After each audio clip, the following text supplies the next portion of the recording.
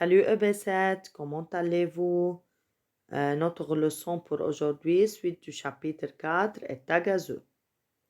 Les objectifs, les gaz ont une masse. Déterminer expérimentalement la masse d'un gaz. D'abord, on pose la question suivante. Un gaz possède-t-il une masse? Comme vous voyez ici, par exemple, vous êtes en pique-nique et vous voulez préparer du thé ou du café. Donc, vous utilisez un camping-gaz. La masse d'une bonbonne vide est à peu près 180 grammes. Une fois remplie de gaz, vous trouvez à peu près sa masse est 210 grammes. Que remarquez-vous? Le gaz remplissant la bonbonne a donc une masse. Et si quelqu'un doit savoir la masse du gaz, il fait la différence entre les deux. D'accord? 210 moins 180, vous allez obtenir une réponse 30 grammes.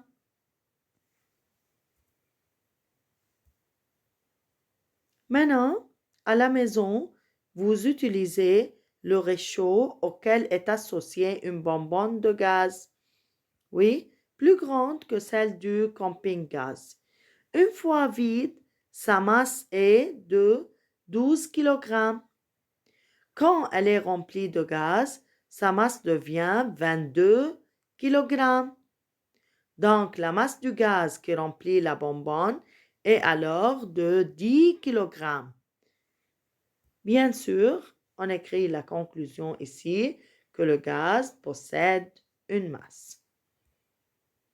Maintenant, l'air, comme tout autre gaz, est de la matière. L'air a donc une masse. Comment vérifier que l'air a une masse? Comme vous voyez ici, mesurez à l'aide d'une balance numérique la masse d'un ballon de volleyball bien gonflé. Comme vous voyez. Notez la valeur affichée par la balance. M1 est égal à 445 grammes. M1 est la masse, ok, symbole de la masse, 445 est la valeur et gramme est l'unité. Maintenant, dégonflez partiellement le ballon et mesurez de nouveau sa masse.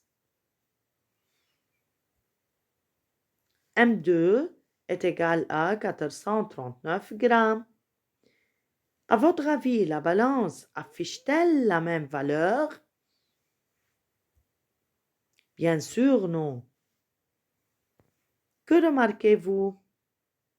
On remarque que l'air a une masse et si vous allez savoir le calcul, comment calculer la masse de l'air, on fait M1 moins M2.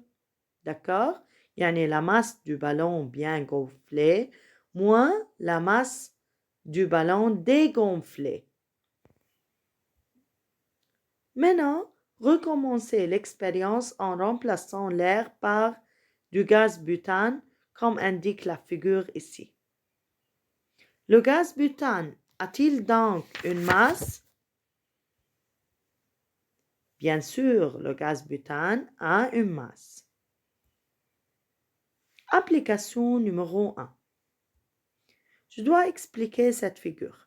Prenez deux pneus d'une voiture ou d'une bicyclette identiques et non gonflés. Placez un pneu sur l'un des plateaux et l'autre sur le deuxième. Que remarquez-vous?